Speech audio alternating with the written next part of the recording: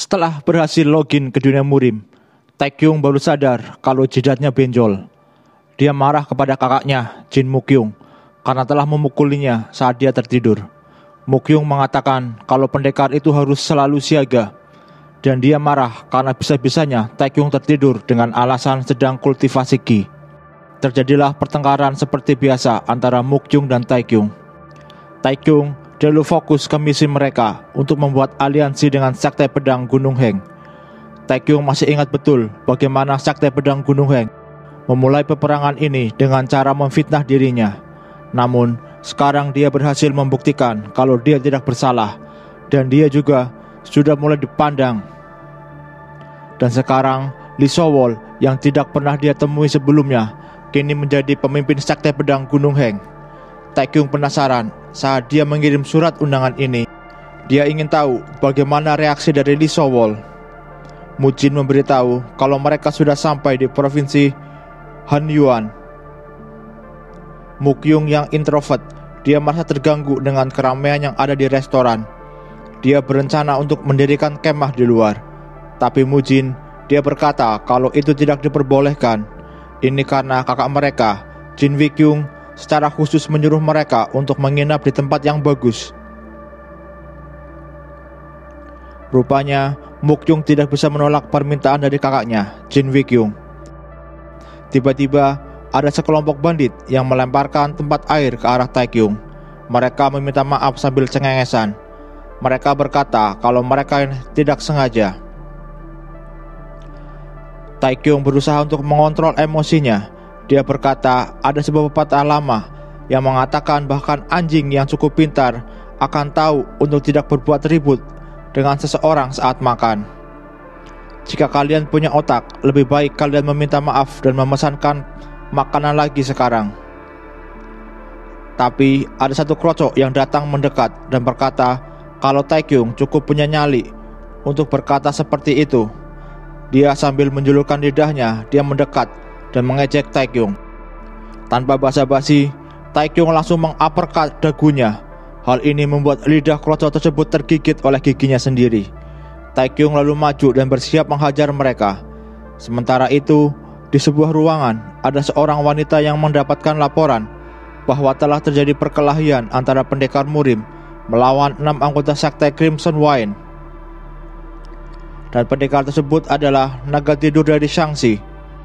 Wanita ini berkata, kalau begitu, aku harus keluar dan menyambutnya. Kembali ke restoran, Taekyung masih bertarung melawan para kroco dari Crimson Wine. Taekyung merasakan kalau mereka sudah terbiasa mencabut nyawa musuhnya. Taekyung, dia solo menghabisi para kroco ini. Ada satu kroco yang memohon dan meminta maaf, tapi Mujin menggeprek orang ini dengan bangku. Taekyung mengumpulkan mereka dan melepas pakaian mereka. Ternyata mereka mempunyai tato kuda yang sama di tubuh mereka. Tiba-tiba dari lantai atas seorang wanita berkata, di wilayah dataran tinggi utara ada banyak suku kuda yang berbeda-beda. Lee Chonbaek membuat kesalahan dengan memanfaatkan orang-orang ini. Taekyung kenal dengan suara ini. Dan benar saja, yang baru saja berbicara adalah Wolwa. Wolwa lalu mengajak Taekyung untuk berbicara berdua. Wolwa basa-basi. Dia bertanya apa Taekyung sedang dalam perjalanan menuju sekte Gunung Heng dan apa tujuannya. Taekyung menjawab kalau Wolwa adalah informan terbaik di provinsi Shangxi. Jadi Wolwa pasti sudah tahu dan tidak perlu basa-basi. Wolwa lalu berkata kalau dia ingin ikut pergi ke sekte pedang Gunung Heng bersama Taekyung. Ini karena ada sesuatu yang akan dia ambil dari sekte pedang Gunung Heng. Ini adalah sesuatu yang telah diatur oleh keluarga Jin Taiyuan untuk diberikan kepadanya. Taekyung teringat negosiasi antara Jin Wikyung dan Wolwa sebelum perang dimulai.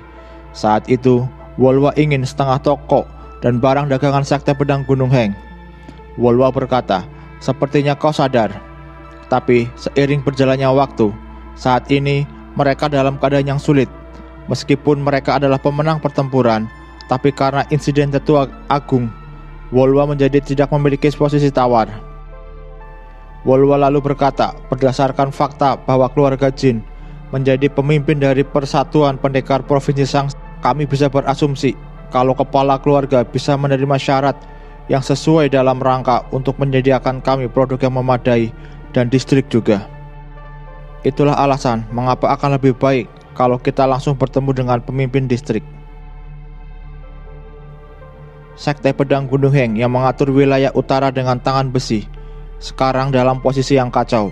Itulah mengapa Wolwa sedang berusaha untuk mengambil keuntungan untuk menumbuhkan pengaruh sekte distrik yang lebih kecil di bagian utara Shaanxi. Dan Taekyung juga yakin jika Jin Wikyung sebagai kepala keluarga Jin, dia menginginkan keluarga Jin menjadi pemilik tunggal atas seluruh provinsi Shaanxi. Ini berarti kemarin mereka memang berteman dengan Wolwa, tapi sekarang mereka akan menjadi saingan. Taekyung menolak tawaran dari Wolwa. Dia pun berkata, walaupun kita berteman, tapi dia tidak mau menodai kepercayaan yang telah diberikan oleh kakaknya. Wolwa tidak masalah dengan hal ini. Dia lalu berkata, tolong sampaikan pesan ini kepada kakak keduamu. Pohon pinus tua di belakang rumah itu cukup mahal, jadi sebaiknya dia sedikit berhati-hati saat sesi latihannya. Dan benar saja, Jin Mukyung sudah memotong-motong pohon pinus ini. Esok harinya, karena mereka tidak bisa membayar pohon pinus tua tersebut, mereka akhirnya meminta tolong kepada Wolwa untuk membayarnya. Sebagai gantinya, Wolwa diizinkan untuk ikut dalam perjalanan ke Sekte Pedang Gunung Heng. Karena Wolwa ikut dengan mereka, kini yang menjadi kusir adalah anak buah dari Wolwa. Mujin dan Taekyung duduk di belakang kereta, sedangkan Mukyung seperti sedang ketakutan atau grogi berdua dengan Wolwa di dalam kereta. Mukyung lalu menyuruh Taekyung dan Mujin untuk masuk ke dalam kereta. Wolwa lalu memperkenalkan dirinya kepada Mukyung. Dengan tidak melihat wajah Wolwa, Mukyung juga memperkenalkan dirinya. Karena sudah larut malam, mereka lalu beristirahat di sebuah kuil yang sudah terbengkalai. Taekyung bertanya bagaimana nasib para bandit di restoran tadi. Wolwa berkata kalau para kroco Crimson Wine sudah dia tahan. Wolwa berkata kalau Crimson Wine adalah bintang baru di wilayah utara. Mereka adalah guru besar yang terstruktur dengan baik. Seni bela diri ketua mereka juga dianggap sangat baik. Sejak Lee Chonbaek putus asa, dia akhirnya merekrut gelandangan dan pendekar dari segala suku. Meskipun sebagian besar dari mereka gugur dalam peperangan dengan keluarga Jin, sebagian pasukan mereka selamat dan melarikan diri. Tapi klan Crimson Wine tidak ikut dalam pertempuran tersebut.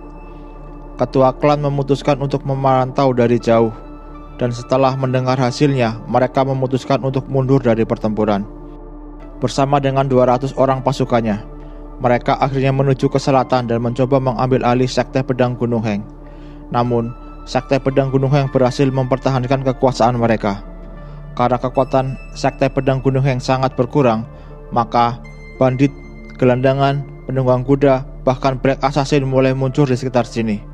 Berkat kemunculan mereka, hal ini bisa membuat Sekte Pedang Gunung Heng tidak punya pilihan selain menerima syarat dari keluarga Jin Taiyuan. Tiba-tiba di hadapan mereka muncul sekelompok bandit yang sedang membawa sandera. Mereka menyuruh Taekyung dan Wolwa untuk pergi karena kuil ini adalah tempat persembunyian mereka. Taekyung lalu meminta bukti kalau mereka benar-benar pemilik kuil ini. Mereka bersiap untuk menyerang Taekyung. Taekyung yang menggunakan skill Ki Sense, dia bisa melihat kalau level tertinggi mereka hanyalah 20. Tiba-tiba para sandera berkata memanggil Taekyung sebagai tuan besar, dan mereka memohon agar Taekyung membebaskan mereka. Taekyung bingung karena dia tidak mengenal mereka. Setelah mengingat-ingat, Taekyung sadar kalau mereka adalah anak buah dari Jiang Shan, si manusia 1000 kekuatan yang dulu Taekyung kalahkan. Kepala bandit ini dia berkata kalau Wolwa tidak perlu takut, karena dia akan menyatakan perasaannya dengan tubuhnya. Taekyung sangat geram mendengar hal ini. Dia bersiap-siap menyerang, namun tiba-tiba Taekyung berhenti. Secepat kilat, Mukyung sudah berada di hadapan ketua bandit. Dia lalu menempelkan telapak tangannya di dada ketua bandit. Seketika, ketua bandit ini langsung tumbang. Anak buahnya langsung mengompol dan memohon ampun. Sedangkan bekas anak buah Jiang Shan berkata bahwa mereka telah lama bertaubat, tetapi mereka baru-baru ini terjerumus lagi. Ini karena ada kabar bahwa ada grup pendekar yang membuat gaduh dengan cara menyebarkan uang di rumah bordil. Setelah mereka melacaknya, mereka baru tahu kalau grup ini berasal dari suku kuda terkenal di wilayah utara. Mereka adalah klan Crimson Wine. Anak buah Jiang Shan mendengar kalau klan Crimson Wine akan meninggalkan daerah ini esok hari saat matahari terbit. Sepertinya mereka mengkhawatirkan sesuatu, hingga mereka harus berkuda tanpa istirahat untuk cepat sampai ke wilayah Shanyin. Karena jika mereka sampai terlambat, maka mereka akan kehilangan hadiah mereka. Taikyung berpikir jika itu Shanyin, berarti tempat itu dekat dengan kuil Fogong, di dekat cabang utama sekte pedang Gunung Heng. Tiba-tiba di atas mereka datang burung pembawa pesan. Wolwa membaca pesan ini. Di sini tertulis bahwa klan Crimson Flower telah berangkat ke daratan selatan. Mereka memiliki sekitar 200 orang pasukan. Taikyung berpendapat bahwa Crimson Wine akan menyerang sekte pedang Gunung Heng. Wolwa lalu mencoba untuk menginterogasi salah satu bandit tadi. Bandit ini berkata kalau ini hanya kesalahpahaman saja. Mereka bukan suku kuda. Mereka hanya kelompok gelandangan yang direkrut oleh sekte Crimson Wine karena tertarik dengan iming-iming imbalan. Anak buah Wolwa yang bernama Chung Sam, dia maju dan menikam bandit tadi. Dia juga menyerang bandit yang lainnya. Wolwa berkata mereka harus menjawab setiap pertanyaannya dengan jujur. Dengan ancaman ini, mereka akhirnya mendapatkan informasi tentang sekte Crimson Wine. Di sebuah tebing, ada seseorang dari suku harimau tanah. Dia sedang melaporkan bahwa mereka telah berhasil menghabisi semua pria dan mengumpulkan semua wanita dan anak-anak. Dia hendak membawa mereka untuk dijadikan budak. Tetapi ketua berkata bahwa dia harus menjunjung tinggi budaya Crimson Wine. Tidak ada sandera, habisi mereka semua dan bakar habis rumah mereka. Pemimpin kelompok harimau tanah pun kembali dan membakar semua rumah termasuk cabang utama sekte pedang Gunung Heng. Kembali ke tempat Taikyung, walaupun sadis, metode Wolwa membuahkan hasil. Jin Myung lalu memberikan sapu tangannya untuk membersihkan noda darah yang ada di muka Wolwa. Mereka lalu bergegas pergi menuju tempat sekte pedang Gunung Heng. Sementara itu, terjadi kehebohan di markas utama sekte pedang Gunung Heng. Ini karena berita bahwa pemukiman dan markas cabang utama telah dibakar oleh sekte Crimson Wine. Mata-mata ini juga mengatakan kalau jumlah pasukan sekte Crimson Wine berjumlah sekitar 200 orang dan mereka diperkirakan akan sampai ke sini dalam waktu 1-2 hari. Para tetua sekte pedang Gunung Heng panik. Ini karena mereka hanya memiliki sekitar 100 orang pasukan. Mau tidak mau, mereka harus menempatkan wanita untuk berjaga di gerbang. Lalu muncul seseorang kakek yang mendobrak pintu. Orang ini dipenuhi oleh energi yang meluap-meluap. Berdasarkan rumor yang ada 2 monster luar biasa yang tinggal di Gunung Heng. Mereka adalah Yul Ranggum dan Hong San Hao. Mereka berdua adalah sahabat karib yang akan saling mengalahkan. Orang yang menobrak pintu tadi memiliki julukan Dahyup Chol. Para tetua ini meminta Dahyup Chol untuk tenang, tetapi Dahyup Chol tetap mengeluarkan aura yang sangat panas. Tiba-tiba dari arah belakang Dahyup Chol muncul seorang gadis muda. Gadis ini menyuruh Dahyup Chol untuk berhenti karena dia tidak kuat dengan suhu panas yang dikeluarkan oleh Dahyup Chol. Para tetua memberi hormat dan salam kepada nona muda. Gadis ini berkata kalau dia bukan nona muda, tetapi gadis penjaga gerbang. Kembali ke tempat Taikyung. Dia baru saja selesai membagi-bagi stat kekuatannya. Di sampingnya ada Mujin. Karena Mujin memiliki level yang paling rendah di antara mereka. Di sini terlihat kalau Mujin sudah kelelahan. Tetapi tekad Mujin telah mengalahkan rasa lelahnya. Taikyung juga melihat kalau level Mujin sudah naik. Tadinya Mujin ada di level 20. Sekarang Mujin telah berada di level 38. Taikyung curiga kalau Mujin telah terpengaruh oleh sistem. Apa Mujin juga bisa mendistribusikan poinnya? Taikyung yang penasaran, dia lalu memegang pundak Mujin sambil berkata, "Jendela misi." Mujin bertanya, "Apa yang terjadi dengan mukaku?" Taikyung berkata, "Kalau mukamu cecep jelek." Namun setelah Taikyung berkata, "Jendela status," Taikyung tidak mendapatkan apa-apa. Namun pada percobaan keduanya, Taikyung malah mendapatkan misi untuk datang ke sekte pedang Gunung Heng dalam waktu 22 jam. Pindah ke tempat Lee Sowol. Dia mengingat rupanya dia sudah mencegah ayahnya untuk tidak memfitnah Taikyung yang telah melakukan pelecehan kepadanya. Rupanya ini semua adalah rencana ayahnya Lee Chonbaek untuk membuat alasan agar dia bisa menyerang keluarga Jin. Lee Chonbaek tahu kalau saat ini keluarga Jin sedang ditinggal oleh kepala keluarga dan juga pendekar pedang surgawi Jin Mukyung. Jadi dia melihat hal ini sebagai peluang. Lee Sowol sebenarnya sudah mencegah agar ayahnya tidak membuat rencana tersebut. namun dia gagal. Di depan makam ayah dan saudara-saudaranya, Lisowol menyesal karena gagal mencegah perang dan sekarang dia berakhir sendirian. Paman Chol datang dan meminta maaf karena dia datang terlambat. Lisowol malah berkata, "Berkat Paman, sekte pedang Gunung Heng masih bisa bertahan." Paman Chol sangat marah kepada sekte Crimson Wine, tetapi Lisowol memperingatkan Paman Chol untuk tidak meremehkan pemimpin Crimson Wine. Lisowol berharap bantuan akan segera datang karena merpati pos yang dia kirim sudah kembali. Paman Chol bertanya berapa ratus pasukan bantuannya akan datang. Lisowol berkata, ada 4 orang yang akan datang. Salah satunya adalah pendekar pedang surgawi, Jin Mukyung, serta naga tidur dari Shangxi, Jin Taikyung. Panel beralih lagi ke rombongan Taikyung di tengah perjalanan. Mereka bertemu dengan bandit Crimson Wine yang sedang menyandera warga sipil. Taikyung mengalahkan mereka semua dan mengambil kuda mereka. Taikyung berpikir kalau anggota Crimson Wine saat ini telah tersebar di dataran utama dan siap berkumpul di tempat yang telah ditentukan oleh pemimpin mereka, para kroco Crimson Wine. Dia mengatakan kalau pemimpin mereka mempunyai kemampuan untuk langsung mundur jika dia tahu situasi tidak berpihak kepada mereka. Dia memiliki ketelitian dalam membuat rencana dan juga memiliki seni bela diri yang kuat. Wolwa mengatakan kalau pemimpin Crimson Wine adalah seorang ahli bela diri. Saat ini, dia hampir mencapai puncak dimensi spiritual. Setelah membebaskan warga sipil, mereka lalu melanjutkan perjalanan. Panel beralih ke rombongan pemimpin sekte Crimson Wine yang sedang dalam perjalanan. Penasehatnya berkata, bukankah kalau menghabisi warga sipil, hal ini akan membuat klan Jin ikut campur? Dan apakah benar klan Jin Taiyuan akan menjadi penguasa Shangxi? Pemimpin Crimson Wine berkata kalau klan Jin belum akan menjadi pemimpin Shangxi, tetapi ini akan terjadi secepatnya.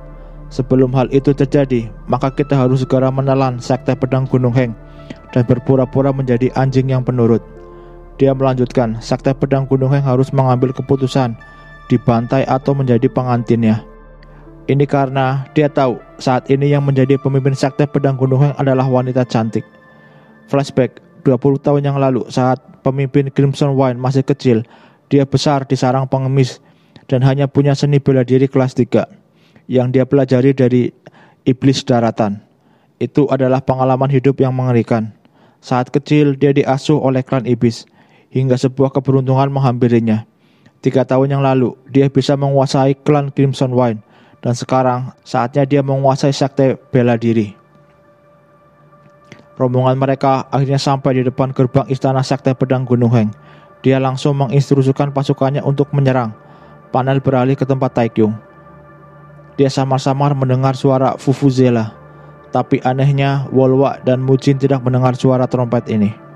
Taikyung mendengar suaranya dari arah utara. Taikyung curiga suara trompet ini datang dari sekte pedang Gunung Heng.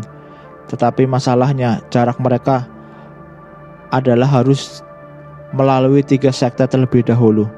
Jadi Taikyung menyangka hal ini mustahil. Mukyung berkata, apapun yang kau dengar barusan itu hanya ilusi. Ini karena mustahil dia tidak mendengar apa yang Taikyung dengar. Dan saat ini Mukyung tidak mendengar apa-apa. Mukyung, dia menyuruh Taikyung untuk fokus mengendalikan pikiran dan tubuhnya karena akan ada banyak musuh. Taikyung harus menyimpan oksigen dan meminimalisir gerakannya. Mukyung berkata kalau dia akan memimpin mereka. Jika Taikyung mengikutinya, maka tidak akan ada hal buruk yang terjadi. Walaupun kelihatannya Mukyung membenci Taikyung, tetapi sebenarnya Mukyung sangat sayang terhadap adiknya. Mereka lalu melanjutkan perjalanan. Sementara itu telah pecah pertempuran di benteng sekte pedang Gunung Heng. Pasukan sekte Crimson Wine telah berhasil mendobrak gerbang utama dan menggunakan kayu besar. Suwol lalu memerintahkan pasukan pemanahnya untuk memanah dinding dengan panah api. Dan Suwol ingin Paman Chol mengulur waktu untuknya. Walaupun Paman Chol adalah pendekar kelas atas, Suwol tetap meminta agar Paman Chol tetap waspada. Paman Chol lalu turun ke medan perang. Sementara itu pasukan pemanah mulai memanah tembok dinding dengan panah api. Tetapi hal ini sudah diantisipasi oleh pemimpin Crimson Wine. Panah api mereka jatuh di tumpukan jerami. Melihat pergerakan dari sekte pedang Gunung Heng yang seperti sedang mengulur waktu, pemimpin Crimson Wine sadar kalau sekte pedang Gunung Heng pasti sedang menunggu bala bantuan. Pemimpin Crimson Wine memutuskan untuk terus maju. Pintu gerbang berhasil dihancurkan dan Paman Chol maju menghadapi para kerocok Crimson Wine. Tiba-tiba muncul pemimpin sekte Crimson Wine di hadapan mereka. Dia menyapa Paman Chol sebagai seniornya, namun Paman Chol menolak mengakui yang di hadapannya adalah juniornya. Paman Chol sangat marah karena Crimson Wine telah mengkhianati mereka. Saat Paman Chol hendak menyerang pemimpin Crimson Wine, dia mengeluarkan pil kecil dan tiba-tiba keluar asap berwarna ungu. Sementara itu, para kerocok Crimson Wine sudah berhasil menaiki tembok dan mengalahkan para penjaga. Suwol sekarang menjadi incaran dari pasukan Crimson Wine. Sementara itu, pemimpin Crimson Wine berhasil mengalahkan Paman Chol. Paman Chol yang terluka parah, dia jatuh tertunduk. Tubuhnya disandarkan ke tembok oleh Taekyung dan kawan-kawan. Paman Chol juga tahu kalau yang dihadapannya adalah rombongan dari keluarga Jin. Wolwa, dia memberikan obat pertolongan pertama untuk Paman Chol. Paman Chol lalu memperingatkan mereka untuk berhati-hati dengan pil merah milik ketua Crimson Wine. Setelah mengatakan ini, Paman Chol tidak sadarkan diri. Jin Mukyung berkata kalau dia yang akan melawan Pyongyang dan Taekyung meminta dia untuk menghabisi para kerocok. Taekyung menyarankan untuk melakukan serangan kejutan, tetapi Mukyung dia malah berteriak memanggil Pyongyang. Istana Sekte Pedang Gunung Heng benar-benar kacau balau. Hampir semua pengawal sudah binasa. Di dalam istana, Sowol benar-benar sudah terdesak. Kini hanya tinggal dia seorang yang masih bisa berdiri. Pyongyang menyuruh anak buahnya untuk menangkap Sowol. Tiba-tiba tangan Pyongyang gemetar. Rupanya ini adalah efek samping dari pil merah yang dia makan.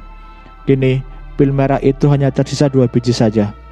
Anak buah Pyongyang lalu membawa para sandera ke hadapan Sowol. Pyongyang mengancam akan menghabisi mereka jika Sowol menolak menikah dengan Pyongyang. Sowol dengan berani dia mengatakan kalau dia akan memotong lehernya sendiri. Tapi Pyongyang berkata kalau Sowol melakukan hal ini, maka anak buahnya lah yang akan menderita sebagai gantinya. Sowol akhirnya melepaskan pisau itu. Dia berharap Pyongyang menepati janjinya. Pyongyang sangat senang mendengar hal ini karena impiannya yang seorang bocah pengemis bisa menjadi pemimpin sekte besar. Dia sudah membayangkan sukses besar dari kudeta ini. Tiba-tiba ada 2 orang masuk. Terlihat bayangan seseorang membawa pedang dan satu lagi bersenjata tombak. Pyongyang tahu kalau yang ada di hadapannya adalah pendekar pedang surgawi dan naga tidur dari Shangxi. Pyongyang yang sadar datangnya ancaman, dia hendak kabur. Mukyung mendebaskan pedangnya dan memotong tubuh para kroco. Melihat hal ini, Pyongyang langsung maju menerjang ke hadapan Mukyung. Pedang mereka saling bertubrukan. Pyongyang yang terdesak, dia menjadikan anak buahnya sebagai perisai daging untuk menghambat Mukyung. Pyongyang meminum pil merah. Dia akhirnya dapat menggores pundak Mukyung dengan goloknya.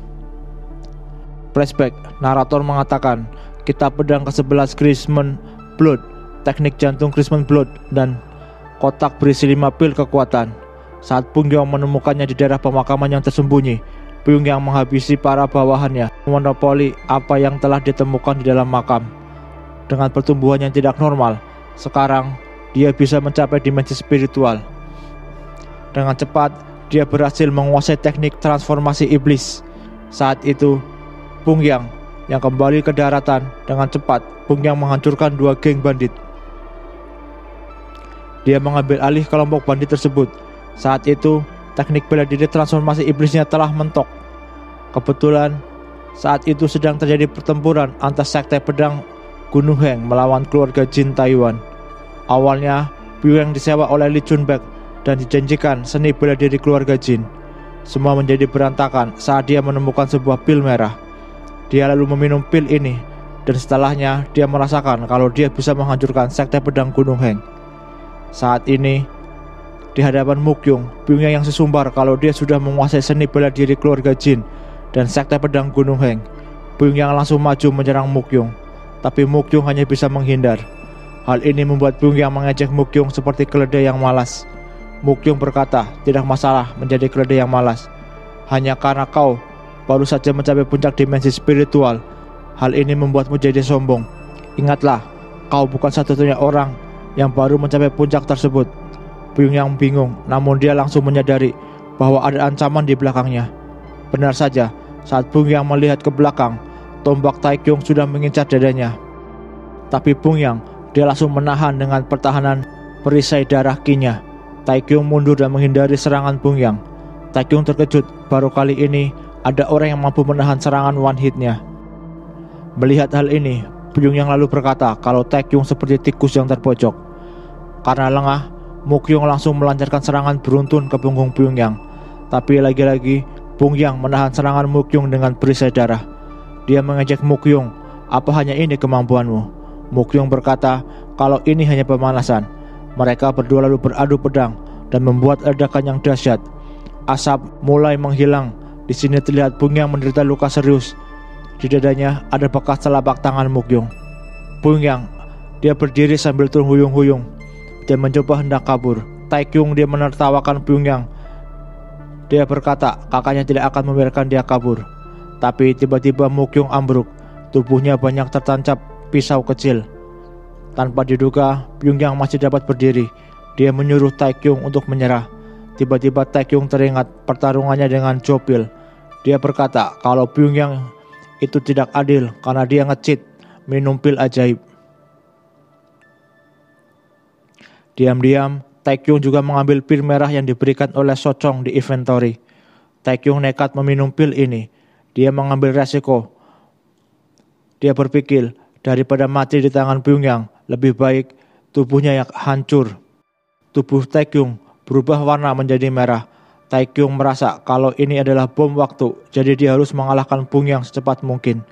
Mereka berdua bersiap-siap menyerang, namun Pyongyang memotong tombak Taekyung. Taekyung berkata, "Terima kasih atas informasi pentingnya. Kini aku tahu pola seranganmu.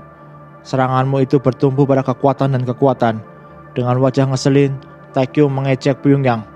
Kalau dia hanya bisa menusuk dan cuma menusuk. Pyongyang, dia termakan. Lalu Pyongyang jadi emosi melihat congor Taekyung. Pyongyang menyerang dan hendak menebas Taekyung. Tapi rupanya ini hanya pengalihan. Pyongyang melemparkan Shirukan. Beruntung Taekyung dapat menghindar. Taekyung merasa kalau luapan Qinnya semakin sulit untuk ditahan. Di sisi lain, Pyongyang merasakan efek samping dari pil ini mulai menurun. Padahal dia sudah meminum 2 pil sekaligus. Dia terus menyerang Taekyung, tapi Taekyung bisa menghindar. Saat ini, Taekyung semakin sulit untuk menahan Qinnya yang terus meluap-meluap di dalam tubuhnya. Suwol menembakkan panah ke arah Pyongyang, tapi anak panah ini dapat ditangkap oleh Pyongyang. Pyongyang sangat marah dan hendak menghabisi Suwol. Taekyung sangat berterima kasih kepada Suwol karena dia mengalihkan perhatian Pyongyang. Taekyung dengan kekuatan penuh melepaskan serangannya. Pyongyang mencoba menahan dengan pedang, namun pedangnya hancur. Begitupun dengan tombak Taekyung. Tapi apesnya, Pyongyang masih bisa bangkit. Dia berhasil menangkis serangan Taekyung dengan perisai darahnya. Pyongyang mencekram leher Taekyung. Pyongyang mengangkat tubuh Taekyung dan menarik lidahnya. Tapi Pyongyang kemudian memberikan kesempatan untuk Taekyung mengucapkan kata-kata terakhirnya. Taekyung berkata kalau tangan Pyongyang terasa asin. Dia menyuruh Pyongyang untuk cuci tangan. Sementara itu, tangan Taekyung, dia mengambil pedang nameless dari inventory. Tapi Pyongyang sudah sadar dan dia melapisi tubuhnya dengan perisai darah. Pyongyang lalu mengarahkan tinjunya ke wajah Taekyung. Namun tiba-tiba pedang nameless berhasil menembus tubuh dan perisai darah milik Pyongyang. Pyongyang teringat kalau ada senjata magic yang dapat menetralkan apapun. Dia bingung bagaimana seorang seperti Taekyung mempunyai senjata ini. Pyongyang yang sudah putus asa, dia berniat untuk meminum pil darahnya lagi. Tapi apesnya, pil itu terjatuh ke arah Taekyung. Pyongyang memohon agar Taekyung memberikan pil itu, tapi Taekyung tidak peduli dan dia mencabut pedang di tubuh Pyongyang. Akhirnya, Pyongyang tumbang. Setelah berhasil mengalahkan Pyongyang, muncul pemberitahuan. Semua level Taekyung telah naik. Dia juga mendapatkan efek pemulihan tambahan. Sekarang, semua lukanya telah sembuh. Efek samping dari pil merah juga telah diserap dengan sepenuhnya. Dia juga mendapatkan kultivasi senilai 45 tahun.